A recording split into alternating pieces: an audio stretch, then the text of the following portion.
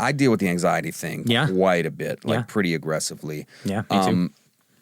What do you mean when you say voiceover like saved your life? Is that part of you came off screen due to the anxiety? Well, I was shooting. I've told this story before. I was shooting a movie called HE Double Hockey Sticks.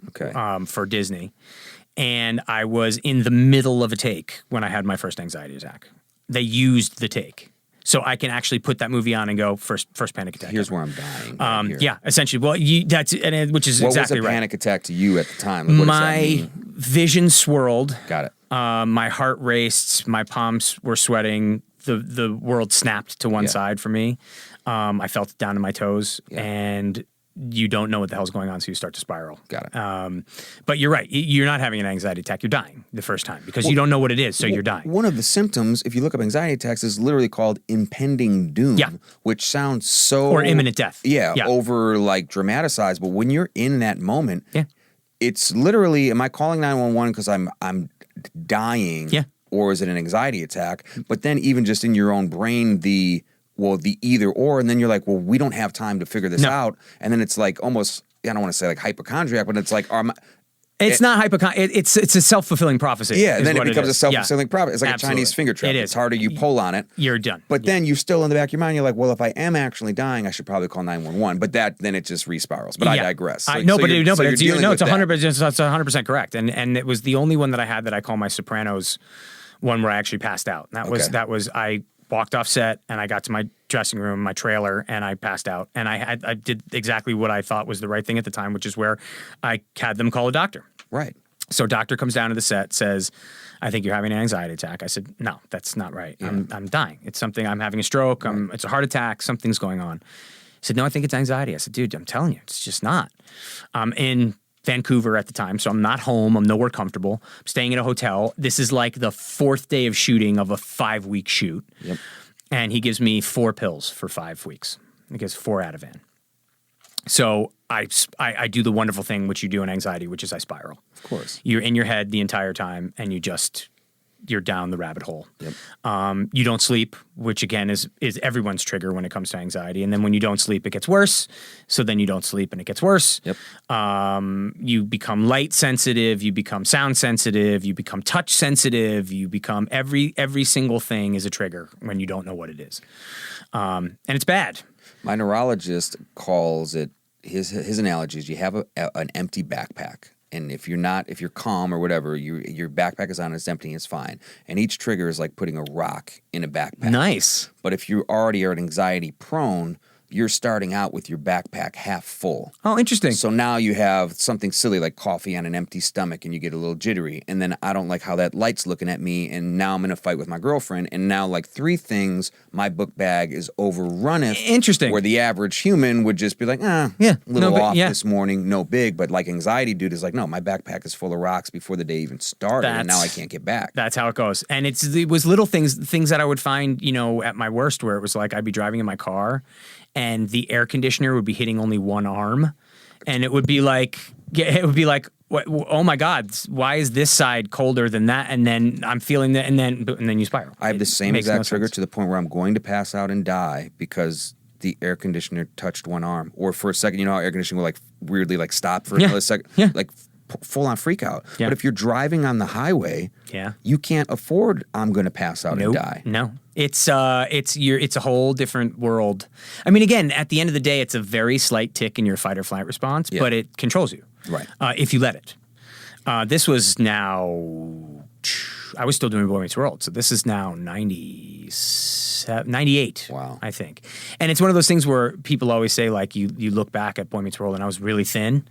And then I was really heavy. I'd put on like 30 or 40 pounds because I was medicated. I mean, I had to take pills so I could perform, and the medication I was on was making me fat.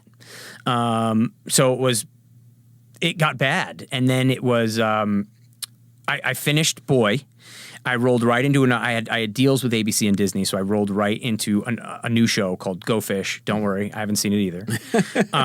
With Andy Dick and another younger brother with Kieran Culkin, with Mac's little brother. Kieran. Oh, nice. You got the brother genre. I do, and Joey Lawrence and Matt Lawrence was on Boy too. We've got everybody. Exactly. I've got the Lawrences, the Culkins, and the Savages. So I was dealing isn't the right word. I was living through my anxiety. Right. I was able to struggle through what I had to do the shows I had to do. I did several shows after that. And then cut to, it's now like 2003. My anxiety is, I'm lying about it being there. Because now I've lost some weight, so it's like, well, I've got to be better because I'm fighting through the medication and I appear healthier, and I'm now sleeping 4 hours a night as opposed to an hour and a half. So my God, I'm on the mend. And there was an audition for a new show. I've told this story too, and I never say the name of the show because it's not fair to the person they cast, who was wonderful and deserved to be there. But I went into the audition, and I was early panic attack before I went into the audition. And then I did something that I never do, where you sign in and there's cell phones were new. Mm-hmm. And I left my number, which I never do, left my phone number. And I went in and I had a huge anxiety attack, and I went, I am done with this. I cannot do this anymore. It's killing me. I got to figure something else out in my life. And I went home. And I'm home, and the next day there's a call, and I pick it up. Hello. Hey, this is the producer of such and such a show. We loved you. We want you to come back in today to read. An instant panic attack. Yeah. And I went, I can't. I'm in Mexico. I'm in my house in Los Angeles. I went, no, I drove to Mexico last night. I was like, dude, you were at the audition five exactly. hours you were ago. you were here. You're here 20 minutes Mexico? ago. I went, no, I'm in Mexico. I'm so sorry. I can't. I couldn't really find the role anyway. That's the other out I had. I couldn't really find it. Yeah. But thank you so much. And I hung up the phone. Whew, crisis averted. Thank God for that. 30 seconds later, my agent calls. Dude, what the hell?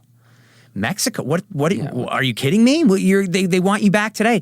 Can't do it, man. Sorry. Again, lied my way through it. I'm gone. I couldn't find the character anyway. Thank you very much. Hung up the phone. Maybe 4 minutes later, producer calls back. Okay. I got you a straight up offer. You don't have to come back. You don't have to audition. You don't have to screen test. Just come in tomorrow. We're going to do a wardrobe fitting. We're going to do the table read, and then we're going to shoot. Congratulations. Part's yours.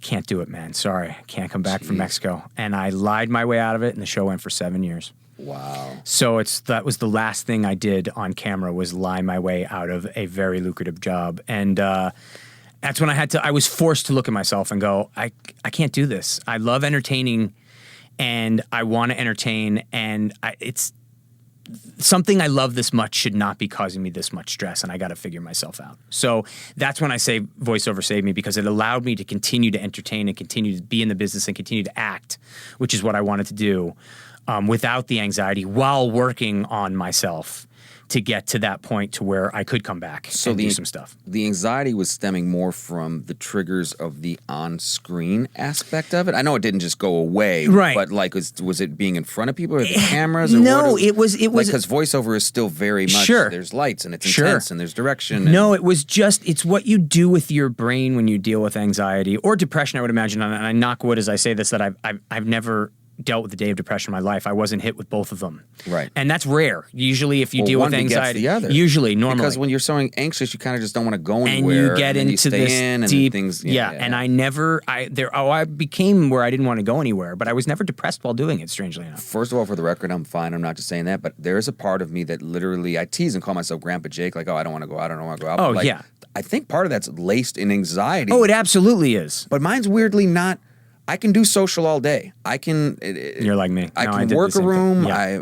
Way lower level, but I'm a musician. I'm an all good. I can do it all. No anxiety. Meeting you, great celebrity, like very respectfully, wasn't nervous. No, of course, no. But I'm sitting here talking to you, also totally fine. But like, I don't like how that light's looking. That's and there's like a little window, and like that. There's air coming on the back of my shirt. I might as well just stay home because I don't want to have to feel like, am I going to throw up in an Uber because I don't like how the air. Exactly. And then I go through a spiral of like, dude, figure yourself out because you've quote unquote got it together. Yeah. What's going on? Yeah. Well, we're the proverbial ducks, where you look great on the outside and underneath the legs are going a mile a minute. That's the way it works. So how'd the voiceover help? I'm sorry. No. But all of this stuff helps. I mean, again, first of all, just to jump right to this, nothing helps anxiety more than talking about it. Right. No pill, no therapy. Nothing helps more in mid-panic attack than going, give me a second, I'm having an anxiety attack. Because instantly the weight is off of your shoulders. You are no longer dealing with it alone. Hiding it. Right, exactly. Just like, I need a minute. Everybody says farthest a relationship can go is up to the first secret. So the secret that you're holding on to, that you're dealing with this panic attack, if you don't break through that wall, you're never going to get to where you got to be in the room that you're in. Of course. So the stigma's gone or getting gone to the point where you just go, you know what, give me a second. I'm dealing with a bit of an anxiety attack. It's no big deal. Isn't that the funniest part too, how you can still remain so outwardly like calm? Oh, yeah. You can say in like an old English voice, pardon me, chap. Pardon me. Yeah. Like I'm having an anxiety. And inside you're dying, but outwardly you're just like talking to your buddy like, oh, I'm going to need 5 minutes. I might vomit. Yeah. I'm having an anxiety. Yeah. And then they don't get it, especially if you're in a restaurant. Like, why should you keep getting up? Exactly. Well, I did it. I was with Ryder Strong and another friend of mine, and we were pitching to CBS, pitching a show. And we walked out of the room. He's like, I think that went really well. I was like, I am so sorry. He's like, for what? I was like, dude, I was mid panic attack, that entire thing. He's like, you kidding me? He's like, you killed that. I was like, I felt like I was going to throw up on my shoes and I was sweating through my suit. Like, I'm so sorry. He's like, dude, nobody noticed a thing. So it's us. It's what we do. What a testament to your professionalism though, honestly, and your talent. Like it's so hard to perform at a level that you're performing at an audition like that with names like that. And if you're doing it basically while someone has like, whatever analogy, like a knife, like kind of piercing you. You know who Customato that makes is? you even more of a badass. Do you know who Customato is? I'll say yes, but I'll have to Google it after. So Customato was Mike Tyson's. Oh yes, actually I literally know. Yes. So Customato is Mike Tyson's coach, and the guy who found him and had coached. Yeah, long time boxing trainer for 50, 75 years. One of the greats. Yes. And he asked Mike Tyson one day, what is it to be a professional? And Tyson said, well, when you get paid, when you stopped him, he said, being a professional has nothing to do with getting paid. He said, being a professional is going out there and performing the best you can, no matter what you're feeling inside. No matter what's going on. And that, I think about that every single time I'm mid-panic attack. I'm like, these people watching me, while it might sound cruel, they don't care that I'm in mid-panic attack. I mean, I'm sure some of them do, but they don't care that I'm in mid-panic. They came here to be entertained, by me and to laugh. For an audition. Yeah, or to laugh while they're watching Boy Meets World. And it's not fair that I'm going to go, hey, I can't perform for you today because I don't feel like it or I'm not feeling like myself inside. That's not fair. So you go and you do it. And you know. Yeah, well, I'm just giving you a compliment. I think it's a testament to your professionalism. That's very sweet. To go I appreciate and do it, that. Anyway. So are you doing anything, like, do you do CBD or anything like that? No, I came to a point where I can't do this medication thing anymore. I have as needed. I have Vanadivan with me at all times just in case. I've got as needed that I'm so scared to take them because then I'm like, oh, I'm going to get addicted. And then I literally have the smallest dosage of Xanax, like a point, like whatever. Yeah, the tiniest I have 0.5 Ativan. Sure. And then you're like, you're not supposed to drink on these things. But like, even if I have a 0.5 and it's like 3 hours later and I'm like, oh, I might have a beer, then I start doing this like, a panic attack from the medicine. Of course. It's like, dude, it's your brain. Stop the madness, your brain. Man. Have your beer and your sandwich and shut up. And you're going to be fine. It's, will you knock it off? It is. But that's the problem is that it fear begets fear. So it's one of those things where we do it to ourselves. So if you're not doing CBD and you only just have emergency, what is it like? Is it just eating good and exercise? Yeah, I've recently lost 48 pounds, which is great. I am up to when I was running before, I did a little tweak to my knee. It was about 5 miles a day, which is hugely helpful. But it's one of those things where there's things you can do to retrain your brain, which are very helpful. If you're in mid-panic attack, one of the greatest things you can do is you do what's called the 5-6-5 method, which you breathe in for 5 seconds, hold for 6, and breathe out for 5. Yeah, exactly. And then the other thing that you do if you do that 2 or 3 times is you count backwards from 100 to 0 by 3s, and it activates a different portion of your brain. So then it cuts the anxiety down. And you just, and calibrate. Yeah. And with all of that stuff, that coupled with everybody now knowing that I deal with anxiety has helped. But I still have my bugaboos. I have to create all my work for myself because I still can't audition. I still can't go. My body can't take the stress of going and auditioning. Do you think it's a trigger from when it happened back then? I'm sure. And I'm sure I've made it worse in my own brain. I mean, it's absolutely the way it is. And there's going to come a time where I'm going to have to say to myself, this is too good an opportunity not to do. And if I have to walk in and go, I may have to do this 2 or 3 times. This is my first audition and I deal with anxieties, I'm sure you know. just give me a second to read it once and then do it. If I have to do it that way, then that's the way I'm going to have to do it. Well, hey, any casting director or whatever it's called worth their, weight in gold is going to be aware and do some research on you and know what's going on anyway. Exactly. So if you can't deal with that, then you're not going to be able to deal with me on your show or your movie. Right. So, and I've never, I don't miss work because of it. It's you deal with it and you move on. It's one of those things where it can either cripple you for your entire life, or you can realize again that it is a slight tick in your fight or flight response, and you can. It's come to the point now. Two things in my life. One, I wouldn't know what to do if I wasn't anxious. Right. I've been anxious for so long that too eerily calm. And yeah, you get anxious about that. It's part of me. It's part of me. It's like a blanket at this point. I wouldn't know what I did if I woke up without anxiety. I wouldn't know. I wouldn't know what to do. And the other thing is, again, it's who I am. Right. So if I accept that it's part of me and I accept that I wouldn't know what to do without it, and then I get to the point where it no longer scares me, it pisses me off. Yeah.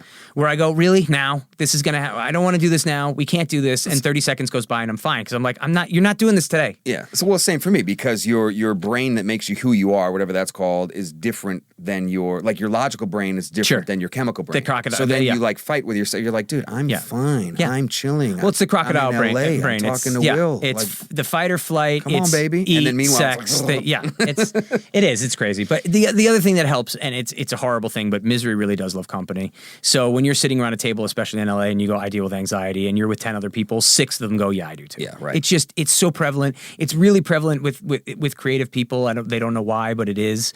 You find a lot of musicians, a lot of artists, a lot of actors, a lot of writers, a lot of people that deal with anxiety and depression. I mean, it's just, they think there's something about the creative brain that also tends to trigger the more anxious person. Well, who knows how your noodles calibrated? You know what I mean? Nobody knows. It's like Madden creative player. We'll make him pretty fast, but then as a result, he's not going to be a good blocker. You never know what it is. All right, so much heavy. Hopefully that someone hears that and it'll help them. I know it helped me, honestly.